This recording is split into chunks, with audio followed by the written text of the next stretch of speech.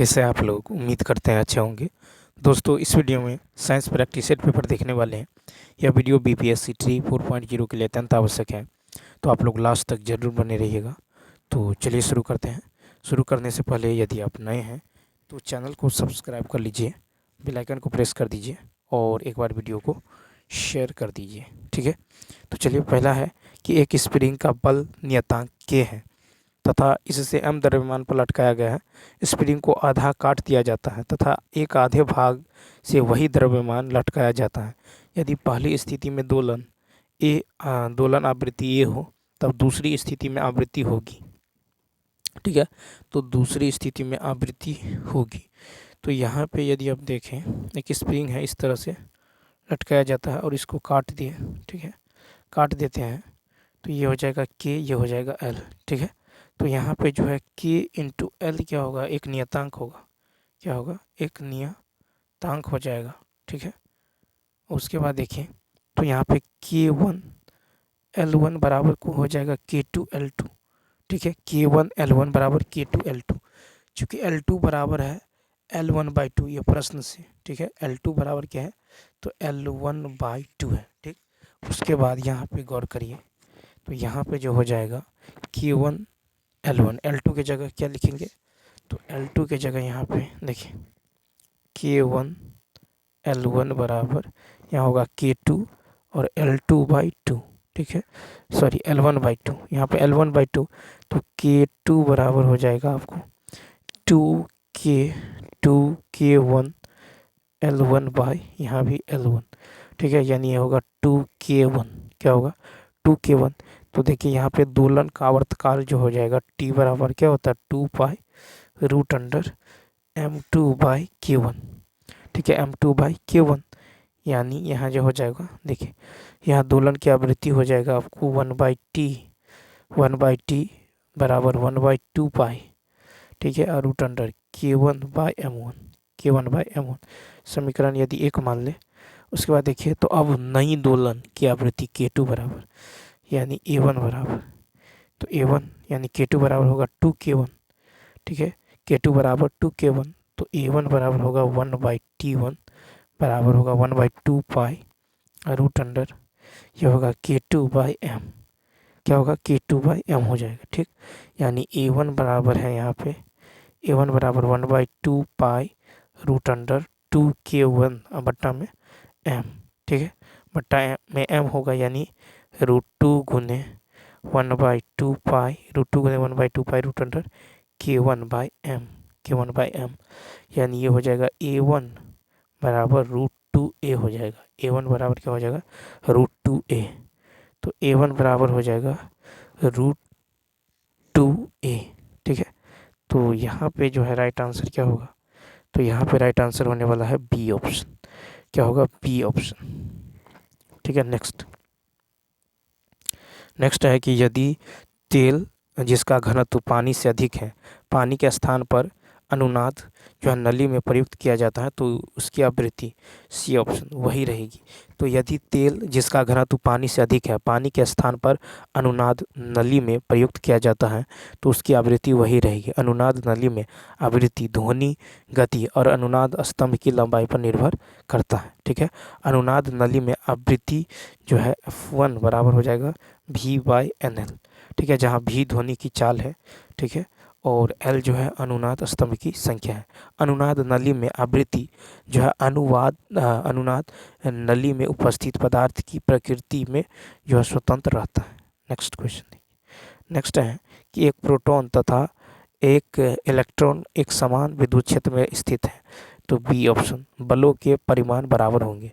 तो देखिए एक प्रोटॉन तथा एक इलेक्ट्रॉन एक समान विद्युत क्षेत्र में स्थित हैं, उन पर लगने वाले बलों के परिमाण जो है बराबर होंगे। किसी आवेश पर विद्युत क्षेत्र में लगने वाले बल का परिमाण जो है ये होता है आपको QE। ठीक है, और विद्युत क्षेत्र में इलेक्ट्रॉन के कारण विद्युत बल जो होता है ये QE इस तरह से ही होता है। उसके बाद देखिए कहता है कि दोनों इलेक्ट्रॉन एवं प्रोटॉन पर आवेश क्रमशः होता है। इलेक्ट्रॉन और प्रोटॉन पर -1.6 × 10⁻⁻19 कूलम्ब।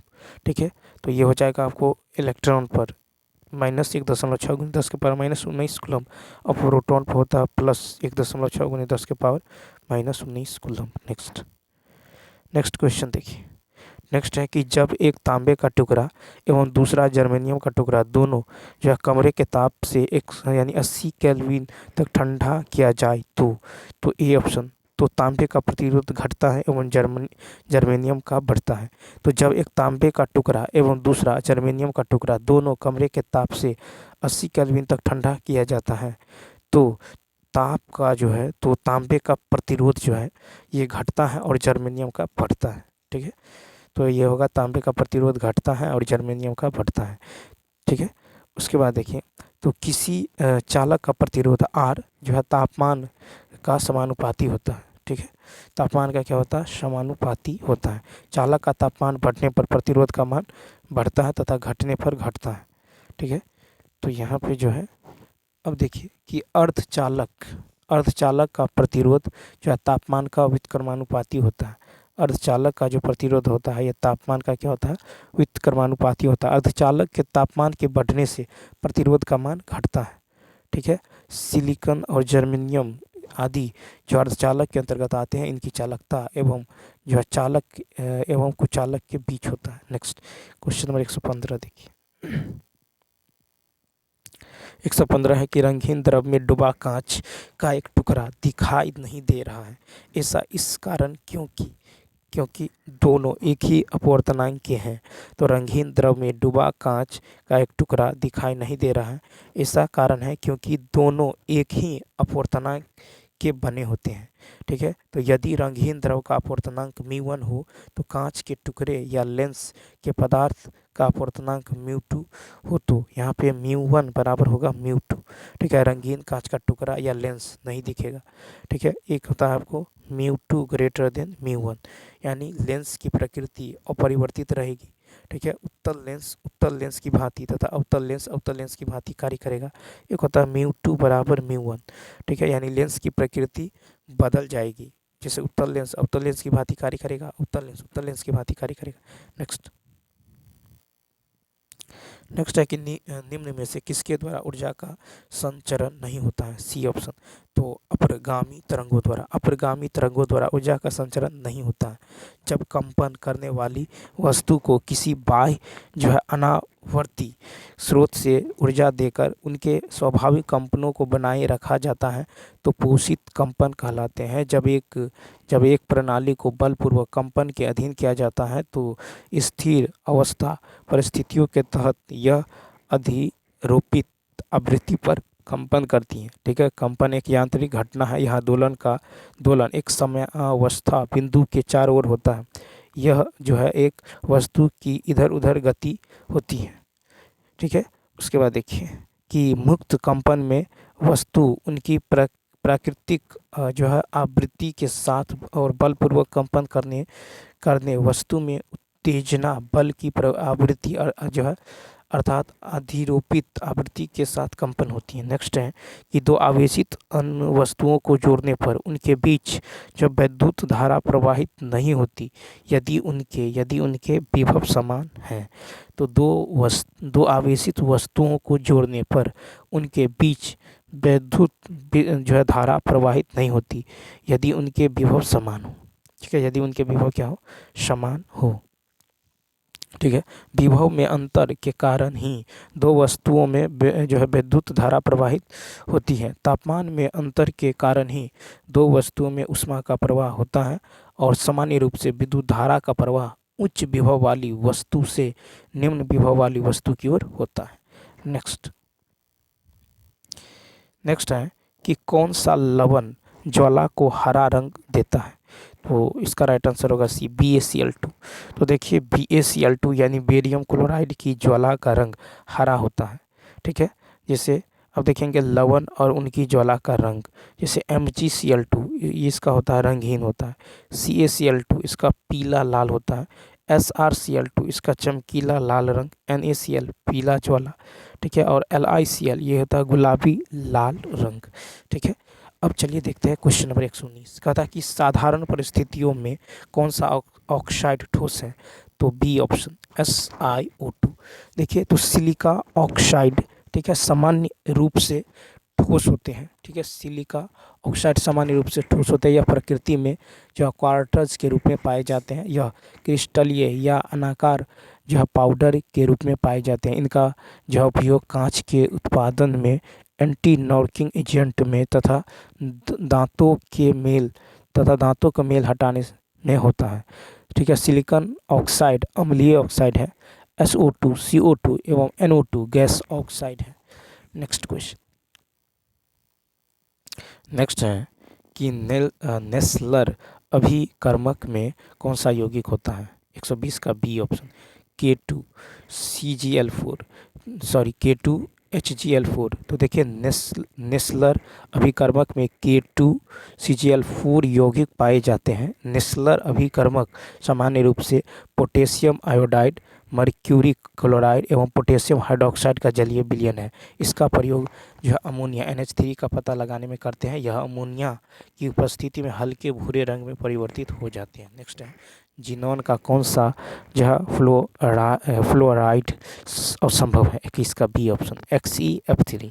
तो जिनोन का XeF3 फ्लोराइड जो है असंभव है, ठीक है। नेक्स्ट देखिए कि जिनोन एक जो है अक्रिय गैस है जिसका इसका इलेक्ट्रॉनिक विन्यास जो है K4, ठीक है, सॉरी Kr4D10 5s2 5sp6 है, ठीक है। सभी जो है सभी कक्षकों में युग में इसके इलेक्ट्रॉन भरे होते हैं, ठीक है। अब चलिए देखते हैं नेक्स्ट क्वेश्चन। नेक्स्ट है कि प्रथम कृत्रिम जो है तत्वांतरण सन 1919 में रदरफोर्ड द्वारा कराया गया था, ठीक है, जिसमें निम्न अभिक्रिया के अनुसार नाइट्रोजन का ऑक्सीजन में परिवर्तन होता है, ठीक है। तो इस समीकरण में x और y क्या है? 122 का होगा बी ऑप्शन, यानी x ऑक्सीजन, ठीक है, और y जो है हाइड्रोजन है, ठीक है। तो देखिए प्रथम कृत्रिम तत्वांतरण सन 1919 में रदरफोर्ड द्वारा जो है कराया गया था, जिसमें निम्न अभिक्रिया द्वारा नाइट्रोजन का ऑक्सीजन में परिवर्तन होता है, ठीक है। तो यहाँ पे होगा आपको, देखिए तो यहाँ पे है कि प्रश्न में x जो है ऑक्सीजन, ठीक है, और y क्या है? तो y है आपको हाइड्रोजन। x है ऑक्सीजन और y है हाइड्रोजन, ठीक है, y है हाइड्रोजन। इसके बाद है कृत्रिम तत्वांतरण की एकमात्र विधि है जिसमें किसी तत्व की दूसरे तत्व में परिवर्तित किया जाता है। कृत्रिम तत्वांतरण के पिता रदरफोर्ड को कहा जाता है। तत्वांतरण की प्रक्रिया में परमाणु नाभिक पर ऊर्जा युक्त कणों जैसे प्रोटॉन, न्यूट्रॉन या अल्फा कणों का आघात कराया जाता है। नेक्स्ट है कि सोडियम नाइट्रोप्लूसाइड का क्या सूत्र है? बी ऑप्शन Na2FeCN5NO, ठीक है। तो सोडियम नाइट्रोप्लूसाइड का सूत्र है Na2FeCN5NO, ठीक है। सोडियम नाइट्रोप्लूसाइड एक कार्बनिक यौगिक है। क्या है? एक कार्बनिक यौगिक। सोडियम नाइट्रोप्लूसाइड प्रायः जो डाइहाइड्रेट का निर्माण करता है, ठीक है।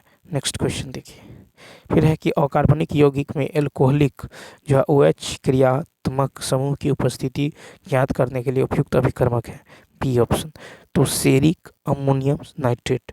कार्बनिक यौगिक में एल्कोहलिक यानी OH जो क्रियात्मक समूह की उपस्थिति ज्ञात करने के लिए उपयुक्त अभिकर्मक जो है सेरिक अमोनियम नाइट्रेट है, ठीक है। एल्कोहलिक जो है एल्कोहल सेरिक अमोनिया नाइट्रेट के साथ प्रतिक्रिया कर एक जटिल यौगिक और अमोनिया नाइट्रेट के निर्माण के कारण गुलाबी या लाल रंग का अवक्षेप बनाता है। गुलाबी या लाल रंग के अवक्षेप के बनने के साथ यह पता चल जाता है कि दिया गया पदार्थ एल्कोहल है। नेक्स्ट क्वेश्चन देखिए, 125 नंबर देखिए, कहता है कि विषाणुओं के संबंध में निम्न में से कौन सा कथन सत्य है? तो 125 का सी ऑप्शन। तो क्या होगा? सी ऑप्शन, बी और सी। तो देखिए विषाणुओं के संबंध में कौन सा कथन सत्य है? तो ये कहता है ये पर कोशिकाओं से पोषण प्राप्त करते हैं, इनमें कोशिकीय संरचना नहीं होती है। तो देखिए विषाणु के संबंध में निम्नलिखित कथन सत्य है। ये पर कोशिकाओं से पोषण प्राप्त करते हैं। इनमें कोशिकीय संरचना नहीं होती है। विषाणु अकोशिकीय अति सूक्ष्म जीव है। ये न्यूक्लियो अम्ल और प्रोटीन से मिलकर गठित होते हैं। इन्हें क्रिस्टल के रूप में इकट्ठा किया जा सकता है। शरीर के बाहर तो ये मृत समान होते हैं, परंतु शरीर के अंदर जीवित हो जाते हैं। विषाणु किसी जीवित परपोषी के अंदर रहना प्रजनन करते हैं, ठीक है, और ये जो है सजीव और निर्जीव के मध्य की कड़ी है। नेक्स्ट है कि स्तंभ ए और स्तंभ ए में दिए गए सौरमंडल के सदस्य का मिलान स्तंभ बी में दिए गए उनके गुणधर्म से कीजिए, ठीक है। तो यहाँ पे देखिए, तो यहाँ पे जो हो जाएगा, यहाँ पे राइट आंसर हो जाएगा आपको यानी तारा रूप। तो तारा रूप का होगा सेकंड, यानी छोटे पिंड जो मंगल और बृहस्पति के बीच के स्थान में उपस्थित रहते हैं, ठीक है। तारा रूप जो है छोटे पिंड जो मंगल और बृहस्पति के बीच के स्थान में उपस्थित रहते हैं। धूमकेतु, तो धूमकेतु यानी ये इसका हो जाएगा 4। धूमकेतु जो है चमकदार शीर्ष और लंबी पूंछ वाले आकाशीय पिंड है, ठीक। सी देखिए, सी का हो जाएगा आपको फर्स्ट हो जाएगा, यानी उल्का पिंड जो है छोटे पिंड जो कभी कभी पृथ्वी के वायुमंडल में प्रवेश करते हैं। और डी का होगा 3, कृत्रिम उपग्रह पिंड जो पृथ्वी के चारों ओर एक नज़दीकी दूरी पर चक्कर लगाते हैं। तो देखिए तारा रूप जो है ये छोटे पिंड जो मंगल और बृहस्पति के बीच के स्थान में उपस्थित है। धूमकेतु चमकदार शीर्ष और लंबी पूंछ वाले आकाशीय पिंड है। उल्का पिंड छोटे पिंडों जो कभी कभी पृथ्वी के वायुमंडल में प्रवेश करते हैं। और कृत्रिम उपग्रह पिंड जो पृथ्वी के चारों ओर एक नज़दीकी दूरी पर चक्कर लगाते हैं। नेक्स्ट, तो यहाँ पे राइट आंसर हो जाएगा सी ऑप्शन। नेक्स्ट क्वेश्चन देखें, फिर है कि ध्वनि की जो है प्रबलता और उसके आयाम में क्या संबंध है। 27 का ए ऑप्शन। तो प्रबलता जो है, प्रबलता देखिए ध्वनि की प्रबलता उसके आयाम के वर्ग के समानुपाती होती है। ध्वनि की प्रबलता उसके आयाम के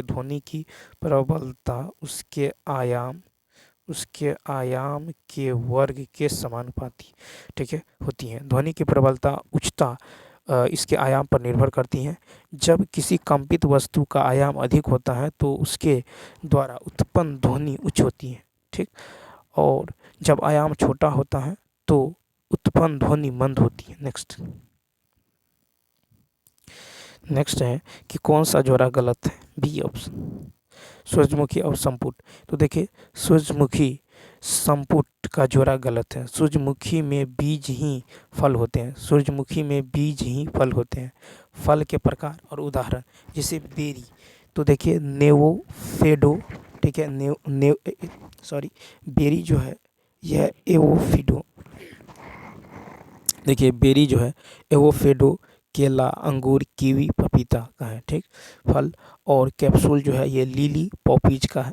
और केरियोपिस, ठीक है, केरियोप्सिस ये जो है जौ, राई, चावल का बीज है। उसके बाद देखिए ड्रूप जो है ये आपको उदाहरण है एप्रीकॉट का, काजू का, नारियल, चेरी, आम, वाटनट, ठीक है। और देखिए सोरोसिस ये जो है अनानास का है, सोरोसिस। नेक्स्ट क्वेश्चन देखिए, क्वेश्चन नंबर जो है 129 की यदि बात करें तो यहाँ पे है कि डायोनिया को सामान्यतः कहा जाता है। A option, Venus fly trap. Dionaea जो है को सामान्यतः वीनस फ्लाई ट्रैप कहा जाता है, डायोनिया, ठीक है। यह जो है एक मांसाहारी पौधा है। यह कीड़े, कीट, पतंगे आदि को प्रत्येक जो पत्तियों के टर्मिनल भाग द्वारा पकड़ता है तथा उसमें पोषण प्राप्त करता है। कीट भक्षी पादप के अंतर्गत जो है निम्न आते हैं जैसे ड्रोसेरा, ठीक है, उसके बाद है ब्लैरर वर्ट और घटपर्णी, ठीक है, पिचर प्लांट। नेक्स्ट, फिर है लैंगरहैंस की दीपिकाएँ होती हैं। C option. तो अग्नाशय कहता है कि लैंगरहैंस की दीपिकाएँ अग्नाशय में जो है नलिका विहीन ग्रंथियाँ होती हैं। अग्नाशय एकमात्र मिश्रित अंतस्रावी ग्रंथि अग्नाशय अमाशय के पास स्थित रहता है। अग्नाशय 4 प्रकार कोशिकाओं में से निर्मित होता है, ठीक, 4 प्रकार की कोशिकाओं से निर्मित होता है। अल्फा सेल, ये जो है अल्फा सेल ये अल्फा सेल होता है। हार्मोन का स्राव करता है, और बीटा सेल जो है यह इंसुलिन का स्राव करता है, और गामा सेल जो होता है ये डेल्टा सेल यानी ये जो है सोमेटोस्टिन स्टिन हार्मोन का स्राव करता है। नेक्स्ट 131 कहता है कि इन्वर्टेज होता है, बी ऑप्शन एंजाइम। तो इन्वर्टेज एंजाइम है, यह एंजाइम पौधों और सूक्ष्म जीवों के बीच व्यापक रूप से वितरित है। यह जो है डाइसैकेराइड सुक्रोज के जो है हाइड्रोलिसिस को ग्लूकोज और फ्रुक्टोज में जो है उत्प्रेरित करता है। इन्वर्टेज एंजाइम का पीएच मान 4 से 6 के बीच होता है। मुंह में कार्बोहाइड्रेट का पाचन टाइलिन एमाइलेज करता है। पेट में प्रोटीन का पाचन पेप्सिन करता है। तो मुंह में कार्बोहाइड्रेट का पाचन टाइलिन एंजाइम करता है, और पेट में जो है प्रोटीन का पाचन जो है पेप्सिन करता है। नेक्स्ट क्वेश्चन देखिए 132 है कि यदि किन्हीं दशाओं में हीमोग्लोबिन का P50 से बढ़कर जो है 100 mmHg हो जाता है तो ऐसे रोगी की O2 के अभाव से मृत्यु हो जाएगी, क्योंकि इसका मतलब है हीमोग्लोबिन की ऑक्सीजन से मिलने की क्षमता समाप्त हो गई है। ठीक है, तो यहाँ पे ये होगा। नेक्स्ट क्वेश्चन देखिए। नेक्स्ट क्वेश्चन है कि एटीपी का संश्लेषण एक प्रकार की ऑक्सीकरण प्रक्रिया के फलस्वरूप होता है जिसमें आवश्यक ऊर्जा मिलता है। तो 133 का बी ऑप्शन, तो उच्च ऊर्जा प्रोटॉन्स से। तो एटीपी का संश्लेषण एक प्रकार की ऑक्सीजन प्रक्रिया के फलस्वरूप होता है जिसमें आवश्यक ऊर्जा उच्च ऊर्जा प्रोटॉन से मिलती है। प्रकाश संश्लेषण और श्वसन में एटीपी का निर्माण ऑक्सीकरण प्रक्रिया है जो इलेक्ट्रॉनों की ऊर्जा का उपयोग करती हैं। वायवीय श्वसन के दौरान इलेक्ट्रॉन परिवहन श्रृंखला में इलेक्ट्रॉनों की गति भी होती है। यह ऊर्जा उत्पन्न करता है जिसका उपयोग जो है एटीपी के संश्लेषण में किया जाता है। वायवीय श्वसन की प्रक्रिया के दौरान ग्लूकोज का अपच 3 चरणों में होता है: ग्लाइकोलाइसिस, क्रेब्स चक्र और ऑक्सीडेटिव फॉस्फोरिलीकरण से। तो अधिकांश एटीपी का निर्माण इलेक्ट्रॉन परिवहन श्रृंखला में जो ऑक्सीडेटिव फॉस्फोरिलीकरण द्वारा होता है। नेक्स्ट कहता है कि मनुष्य के हृदय का गति निर्धारक अर्थात हृदय स्पंदन को प्रारंभ करने वाली संरचना है। ए ऑप्शन SA घुंडी। तो मनुष्य के हृदय का गति निर्धारक अर्थात हृदय स्पंदन को प्रारंभ करने वाली संरचना ऐसे जो है घुंडी है। ठीक है, SA नोड हृदय चालन प्रणाली में एक प्रमुख तत्व है जो हृदय गति को नियंत्रित करने में मदद करता है। AV नोड एक कोशिका समूह है जो हृदय केंद्र के नीले और अट्रिया के बीच होता है। SA नोड दाएं अलिंद की दीवार का ऊपरी भाग में कोशिकाओं के एक संग्रह के रूप में स्थिर होगा। SA नोड वह जगह है जहां विद्युत आवेग उत्पन्न होता है। AV नोड में जो है वेट्रिकुलर संकुचन उत्पन्न होता है। नेक्स्ट है कि निम्नलिखित में से कौन वैश्विक ताप वृद्धि ग्लोबल वार्मिंग का प्रभाव है। तो 135 का होगा सी ऑप्शन 1, 2, 3, 4 यानी समुद्र जल तल का बढ़ना, ठीक है, हिम नदी का पिघलना, बीमारियों का फैलना और प्रवाल भीति का विरंजन होना। ठीक है, तो यहाँ पे हो जाएगा कि वैश्विक ताप वृद्धि ग्लोबल वार्मिंग के प्रभाव में जो सभी शामिल हैं। ठीक है, तो सभी शामिल हैं। मानव स्वास्थ्य पर जो प्रभाव, बीमारियां, कृषि, भोजन सुरक्षा एवं आहार गुणवत्ता पर प्रभाव, पारितंत्र एवं जैव विविधता का ह्रास, जल संकट का जो तनाव, ग्लेशियर का पिघलना। ठीक है, वैश्विक ताप वृद्धि के कारण उत्पन्न जलवायु परिवर्तन जो है मानव एवं पारिस्थितिकी तंत्र को गंभीर रूप से प्रभावित कर रहा है। ठीक है, उसके बाद समुद्री स्तर में वृद्धि, भूमि संसाधन का प्रभाव और कठोर मौसमी घटनाएं, तटीय क्षेत्रों पर प्रभाव, प्रवाल जो है भीति का विरंजन होना। नेक्स्ट क्वेश्चन देखिए, कहता है कि एक व्यक्ति बस में खड़ा है, जब बस अचानक आगे बढ़ने लगती है तो क्या प्रभाव होता है। बी ऑप्शन, व्यक्ति पीछे की ओर बढ़ता है। जब बस आगे बढ़ती है तो उसके शरीर का निचला हिस्सा बस के साथ चलने लगता है, जबकि उसके शरीर का ऊपरी हिस्सा जड़ता के कारण आराम की स्थिति में रहता है। इसलिए जब बस चलती है तो व्यक्ति पीछे की ओर गिर जाता है। एक व्यक्ति बस में खड़ा है, जब बस अचानक आगे बढ़ने लगती है तो व्यक्ति पीछे की ओर बढ़ता है। जड़त्व किसी वस्तु का वह गुण है जिसके कारण कोई वस्तु अपनी अवस्था को कायम रखने की चेष्टा करता है, और किसी वस्तु का जड़त्व केवल उनके द्रव्यमान पर निर्भर करता है। यानी जड़त्व समानुपाती होता है द्रव्यमान के। जड़त्व 3 प्रकार के होते हैं: विराम का जड़त्व, गति का जड़त्व, दिशा का जड़त्व। ठीक है, विराम का जड़त्व गाड़ी के अचानक चलने पर बैठा यात्री पीछे की ओर झुक जाता है। गति का जड़त्व बस या ट्रेन में ब्रेक लगाने पर बैठे यात्री आगे की ओर झुक जाता है। ठीक है, दिशा का जड़त्व तो वाहक का घूर्णन करता हुआ पहिया कीचड़ को स्पर्श या। ठीक है, नेक्स्ट फिर है कि ध्वनि के चाल संबंध में ठीक है, लाप्लास सुधार निम्नलिखित में से किस प्रक्रिया का उपयोग करता है? बी ऑप्शन, तो एडियाबेटिक। ठीक है, तो ध्वनि की चाल के संबंध में लाप्लास जो है सुधार निम्नलिखित में से एडियाबेटिक प्रक्रिया का उपयोग करता है। लाप्लास के अनुसार ध्वनि जब माध्यम से गमन करता है तो तापमान परिवर्तित होता है लेकिन ऊष्मा नियत रहता है ध्वनि का। ठीक है, नेक्स्ट क्वेश्चन देखिए। कहता एक अवतल दर्पण पानी में रखा जाता है। ठीक है, दर्पण की फोकस दूरी में क्या परिवर्तन होना चाहिए? सी ऑप्शन, वही रहता है। तो अवतल दर्पण की फोकस जो है फोकल लंबाई माध्यम की प्रकृति पर निर्भर नहीं करती है, अतः दर्पण को पानी में रखने पर भी उसकी फोकस दूरी वही रहेगी।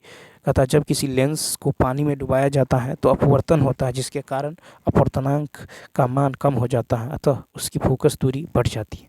नेक्स्ट है कि एक कार के ड्राइवर को अचानक अपने सामने एक चौड़ी दीवार दिखाई देती है, उसे क्या करना चाहिए? ये ऑप्शन, तेज़ी से ब्रेक लगाना चाहिए। एक कार के ड्राइवर को अचानक अपने सामने एक चौड़ी दीवार दिखाई देती है, उसे तेज़ी से ब्रेक लगाना चाहिए। एक ड्राइवर का प्रतिक्रिया समय उस क्षण से लिया गया समय होता है जिस समय ड्राइवर सामने की वस्तु दिखाई देने पर ब्रेक लगाता है।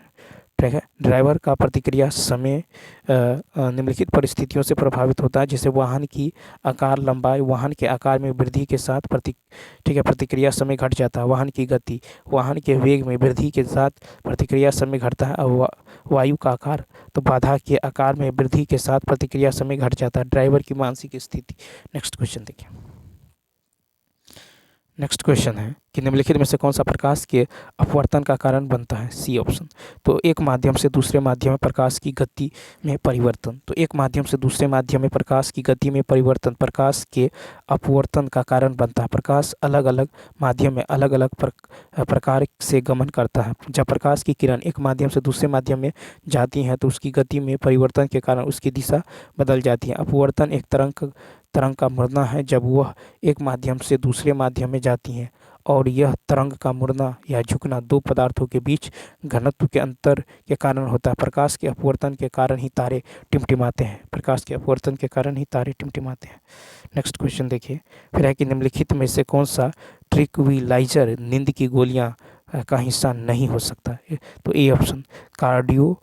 ठीक है, कार्डियाजेपोक्साइड। तो कार्डियाजेपोक्साइड जो है ये ट्रैंक्विलाइजर नींद का हिस्सा नहीं है।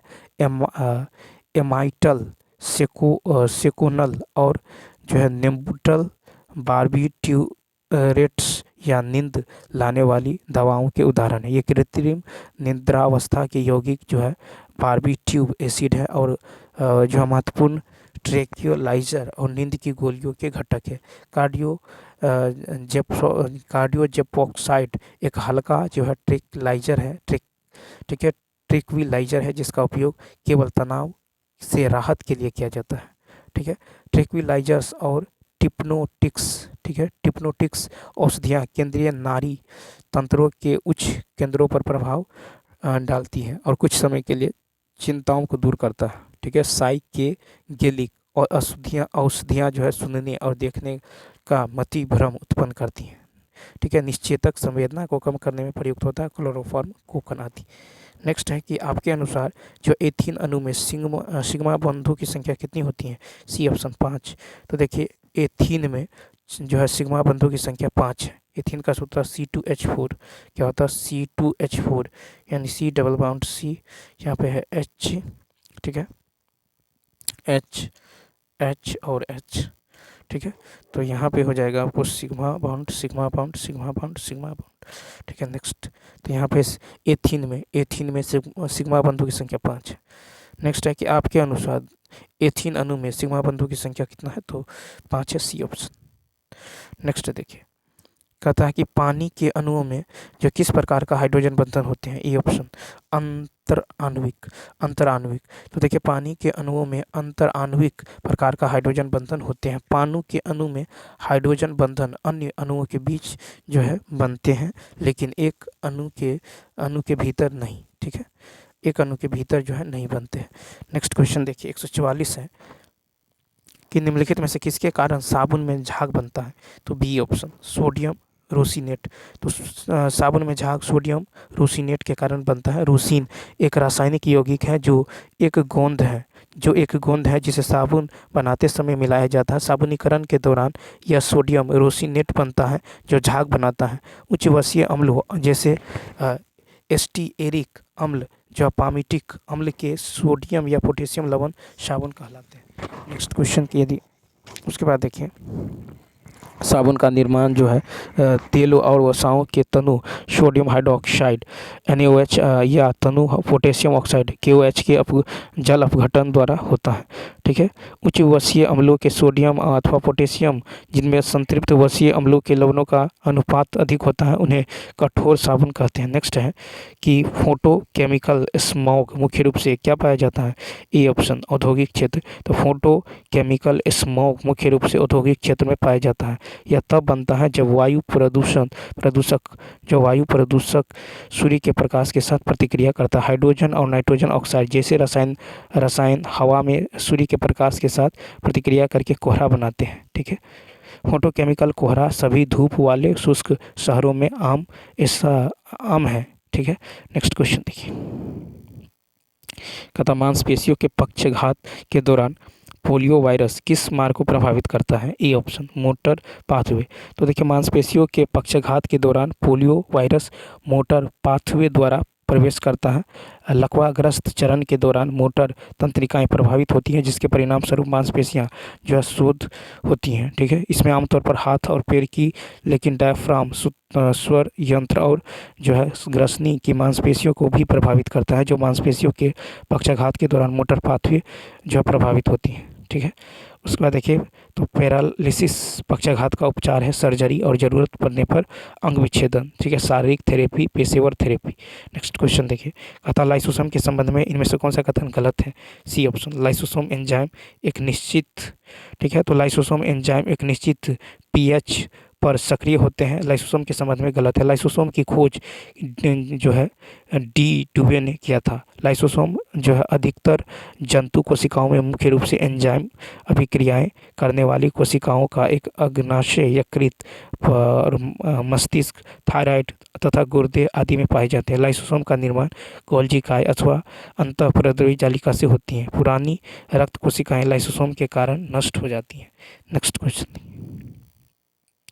फिर है कि वीर्य में फ्रुक्टोज का कार्य क्या होता है, तो ए ऑप्शन शुक्राणु द्वारा ATP उत्पादन के लिए ऊर्जा जो है स्रोत प्रदान करना। तो वीर्य में फ्रुक्टोज का कार्य शुक्राणु द्वारा ATP उत्पादन के लिए ऊर्जा जो है प्रदान करना है। फ्रुक्टोज एक शर्करा युक्त तरल पदार्थ है जो शुक्राणु की गतिशीलता के लिए ऊर्जा प्रदान करता है। फ्रुक्टोज का उपयोग शुक्राणुओं द्वारा धीरे धीरे किया जाता है जिससे उन्हें सफल निषेचन के लिए महिला जो है शरीर में 3 दिनों तक जीवित रहने के लिए ऊर्जा प्राप्त करते हैं, ठीक है। और है कि फ्रुक्टोज उत्पादन को जो है पुरुष बांझपन की जांच के हिस्से के रूप में मापा जा सकता है। फ्रुक्टोज उत्पादन को, ठीक है, एक सामान्य सेमिनल फ्रुक्टोज सांद्रता जो है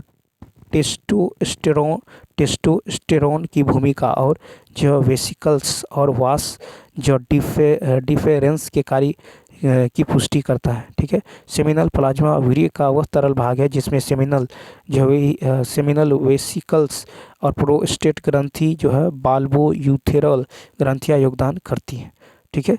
अब देखिए सेमिनल जो है वीर्य में सेमिनल वेसिकल्स जो है फाइब्रिनोजेन और जो है प्रोस्टागैल्डिन के साथ तथा फ्रुक्टोज साइट्रिक एसिड और अन्य पोषक तत्वों का योगदान करते हैं, ठीक है। प्रोस्टेट ग्रंथि में स्राव में जो है कैल्शियम आयन, फॉस्फेट आयन आदि होते हैं, ठीक है, जो वीर्य के क्षारीय प्रकृति के लिए उत्तरदायी है। नेक्स्ट क्वेश्चन 149 देखिए, प्रकाश संश्लेषण के लिए सूर्य के प्रकाश को अवशोषित करने में कौन सा वर्णक प्रमुख रूप से शामिल होता है?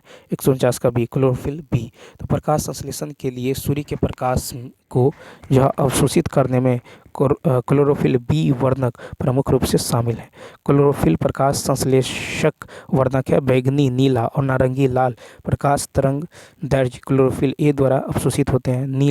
नीले तथा लाल प्रकाश में प्रकाश संश्लेषण की दर अधिक होती है। प्रकाश का नीला रंग अधिकांश क्लोरोफिल ए द्वारा अवशोषित होता है। क्लोरोफिल बी एक वर्णक है जिसका रंग पीला होता है। यह वर्णक सूर्य के प्रकाश के व्यापक अवशोषण के लिए जिम्मेदार है। यह पौधे के प्रकाश जो अवशोषक जो एंटीना में मौजूद होता है। नेक्स्ट कहता एक जो इम्यून बीमारी जहां शरीर की जो विभिन्न एंटीबॉडीज थायराइड की कोशिकाओं पर हमला करती हैं उसे क्या कहा जाता है? तो ए ऑप्शन यानी होशिमिटो रोग। क्या कहा जाता है? होशिमिटो रोग। ठीक है, होशिमिटो रोग। तो देखिए एक ऑटोइम्यून बीमारी जहां शरीर की अपनी एंटीबॉडीज थायराइड की कोशिकाओं पर हमला करती हैं उसे होशिमिटो रोग कहते हैं। होशिमिटो रोग से पीड़ित अधिकांश लोगों में जो हाइपोथायराइडिज्म विकसित होता है। ठीक है, प्रारंभ में जो है थायराइड की सूजन के कारण रिसाव होता है जिसके परिणाम स्वरूप अतिरिक्त थायराइड हार्मोन जो है हार्मोन का उत्पादन करने से रोकती है। अब देखिए कि हाशिमोटो रोग से पीड़ित कई लोगों में पहले कोई लक्षण नहीं होते। जैसे जैसे बीमारी बढ़ती है हाइपोथायराइडिज्म के एक या अधिक लक्षण दिखाई देते हैं, जैसे थकान, भार बढ़ना, ठंड बर्दाश्त करने में परेशानी, जोड़ों और मांसपेशियों में दर्द, कब्ज एवं शुष्क त्वचा का सूखे पतले बाल। तो चलिए दोस्तों, इस वीडियो में इतना ही। यदि यह वीडियो अच्छा लगा हो तो लाइक, शेयर और सब्सक्राइब करना न भूलिए। Thanks for watching.